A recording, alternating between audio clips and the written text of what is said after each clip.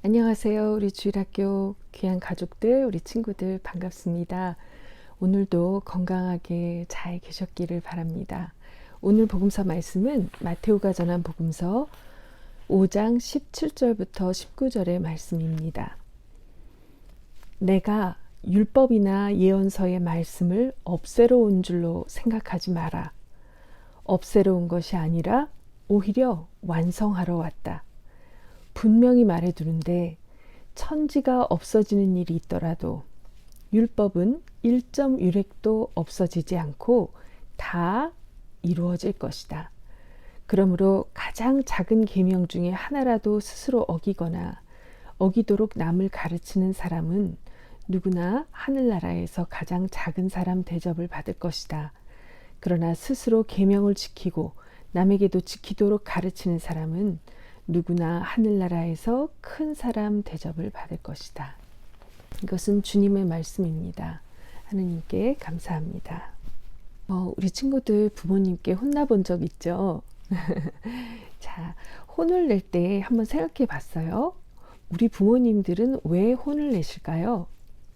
우리 친구들이 어떤 것이 옳고 어떤 것이 잘못된 것인지 알기를 바라시고 올바른 길로 우리 친구들에게 더 좋은 길로 가도록 하고 싶어서 부모님이 그렇게 노력을 하시는 거예요.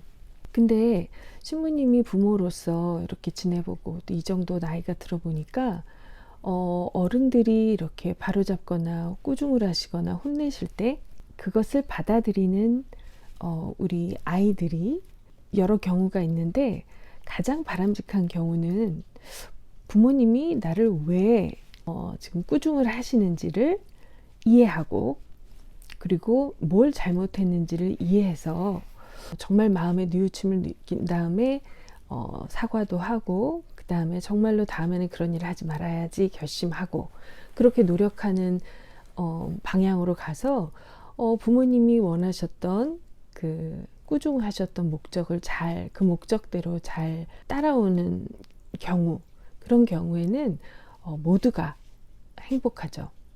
그런데 또 어떤 경우에는 부모님이 꾸중하실 때 어떤 친구들은 부모님 별로 말씀을 안 했는데도 벌써 막 겁을 먹거나 아니면 속상해서 막 울고 슬퍼하고 막 힘들어하고 그렇게 반응하는 아이들이 있으면 부모님은 꾸중을 한다든지 바로 잡기가 참 어려워져요. 그렇죠? 근데 정말 또 난감하고 어려운 경우는 어떤 경우냐면요.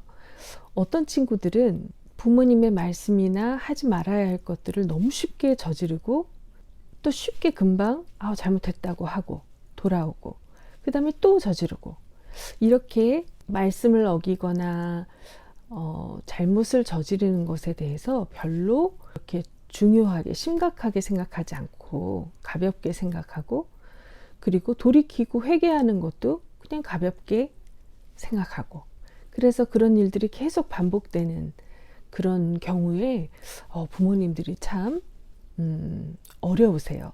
어떻게 우리 아이를 잘 도와서 좋은 쪽으로 가게 할 수 있을까? 그게 목적이기 때문에 우리 친구들도 부모님 말씀을 잘 듣고 잘 배우고 따라와야 하지만 사실 우리 모두가 다 하느님께 그런 자녀들이에요. 우리가 하느님을 잘 섬기고 하느님의 뜻을 잘 따르려고 노력하면서 그렇게 살아가지만 때때로 우리는 약하기 때문에 죄를 마음에 짓거나 행동으로 또 잘못할 때가 있습니다. 그럴 때 우리가 그걸 깨닫고 하느님께 잘못했다고 고백하고 그 잘못된 행동과 길을 떠나서 다시 하느님의 말씀을 따라 살아갈 수가 있어요.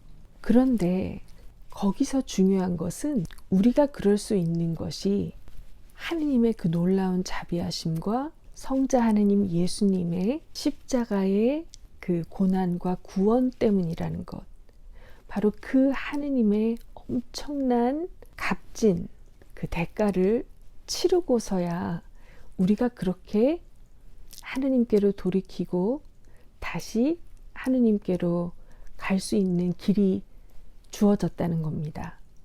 예수님께서 내 대신 내 죄값으로 내 대신 죽어주셨기 때문에 이루어진 일이에요. 엄청난 값을 치른 겁니다, 이미.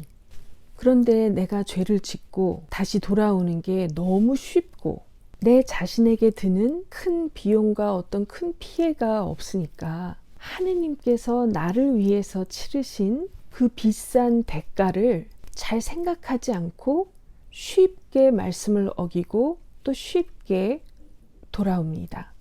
그리고 내 욕심대로 계속 그 선을 넘나들어요. 처음에는 좀 마음에 걸리다가 나중에는 그냥 당연한 듯이 자연스럽게 넘습니다. 즉 그 선이 없는 것처럼, 그 선이 거기 있지만 없는 것처럼, 마치 날 위해서 하느님의 아들 예수님께서 당하신 그 고난과 죽음이 있기는 있는데 아는데 나에게 그것이 별 영향을 주지 않는 것처럼 이렇게 되어서는 안 되겠죠.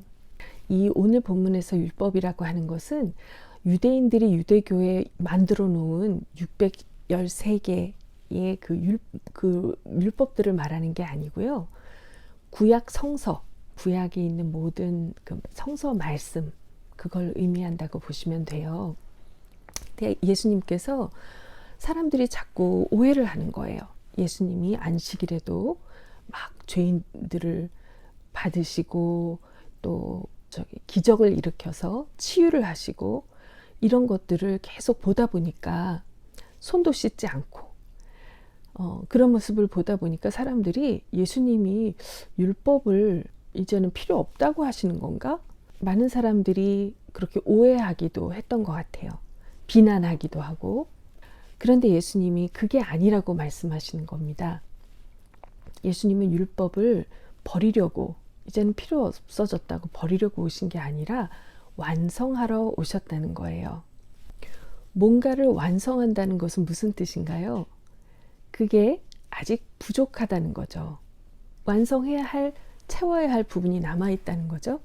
율법이 그렇게 부족한 거라는 거예요. 무슨 말씀이냐면 하느님께서 율법을 주셨던 목적이 있었어요. 노아 시대 이후에 사람들이 점점 시간이 갈수록 하느님의 존재를 잊어버리고 하느님이 어떤 분인지 잘 알 수 없었죠. 그러다가 모세 이후에 하느님께서 이스라엘을 택하셔서 하느님의 백성이 되게 하시고 하느님과 함께 동행하는 그 백성들은 어떻게 살아야 되는지, 하느님이 어떤 분인지를 알려주시려고 율법을 주셨어요. 그런데 하느님은 이미 알고 계셨어요. 율법 하나로만은 우리가 하느님과 온전하게 함께하고 동행할 수가 없었어요.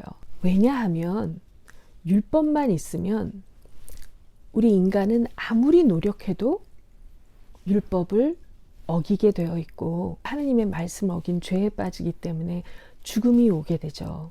그 율법 아래 모두는 죽을 수밖에 없는 존재들이었어요. 근데 하느님이 심판하려고 율법을 주신 게 아닌 거예요. 그 율법이 우리에게서 원래 하느님이 그 율법을 주셨던 목적을 이루려면, 우리 안에서 율법이 지켜지려면 우리가 율법을 거슬러서 죄에 빠졌다가도 다시 돌아와서 살아가게 할 수 있는 생명의 길이 필요했어요. 그것이 바로 예수님께서 우리를 위해서 십자가에 달려 죽으시고 부활하신 일이에요. 그 예수님이, 하느님의 어린 양이 계셔야만 율법이, 원래 하느님께서 우리에게 율법을 주셨던 그 목적을 달성할 수 있게 되고, 우리가 하느님의 뜻대로 그 율법을 계속 따라가면서 주님과 동행할 수 있게 되는 거거든요. 그래서 예수님께서, 예수님 당신이 율법을 완성하러 왔다고 하신 거예요. 예수님으로 인해서, 이제 예수님이 오셨으니까 이제 율법은 필요가 없나? 예수님이 우리 죄값을 다 치르셨기 때문에 이제 우리는 율법에 대해서 신경 쓰지 않아도 되나 생각하는데 그게 아니라고 오늘 예수님께서 말씀하신 거예요. 죄를 계속 저질러도 예수님만 믿으면, 잘못했다고 말씀드리고 좀 노력하면 우린 잘못이 있다고 판결을 받지 않는다고 생각할 수 있어요. 그런데 그것은 예수님이 오신 목적이 아니에요. 율법이 우리에게 주어진 목적도 아니고요. 예수님께서 오셔서 율법을 완성해 주시고 우리가 하느님의 뜻에 따라 하느님의 가르침과 계명 안에서 잘 살아갈 수 있도록 인도해 주시고 율법으로, 그렇지만 또 그 계명을 지키다가 우리가 실족할 때, 우리가 실수하고 우리가 넘어질 때 다시 예수 그리스도의 그 공로, 예수님이 십자가를 통해서 우리를 위해서 하셨던 그 일을 믿음으로 고백하고 다시 우리 자신을 하느님께 바치면 될 수 있도록 해주신 예수님의 그 은혜가 우리 안에 있는 것입니다. 그러니까 우리는 더더욱 예수님을 믿지 않는 사람들보다 더 그 하느님의 율법을 따라야 하는 거죠. 그 법적으로 합법한 삶을 살아야 합니다. 그렇게 우리가 예수님 때문에 회개를 할 수 있는 것이고요. 그 예수님의 사랑과 희생을 깨달아서 더욱 하느님의 뜻과 말씀, 그 율법을 지키게 되어야 합니다. 우리 모두가 기억했으면 좋겠어요. 예수님 안에서 구원을 받았어도 이 하느님의 계명을, 이 말씀을 내가 지키고 또 다른 사람들에게도 알려주고 지키도록 가르치면서 그렇게 살 것이냐, 아니면 그렇지 않고 그 계명을, 작은 거 한 계명이라도 그 하느님의 말씀과 계명을 내가 지키지 않고 다른 사람들에게도 말로 혹은 보여주는 것으로 내 본을 통해서 율법을 지키지 않아도 되는 것처럼, 마치 그 율법이 아무 의미가 없는 것처럼 지키지 않고 또 지키지 않아도 된다고 잘못 가르쳐 주게 되느냐가 영원한 하느님 나라에서의 나의 가치에, 내가 어떻게 영원히 하느님 앞에 있을 것인가에 영향을 준다는 오늘의 말씀을 꼭 기억했으면 좋겠습니다.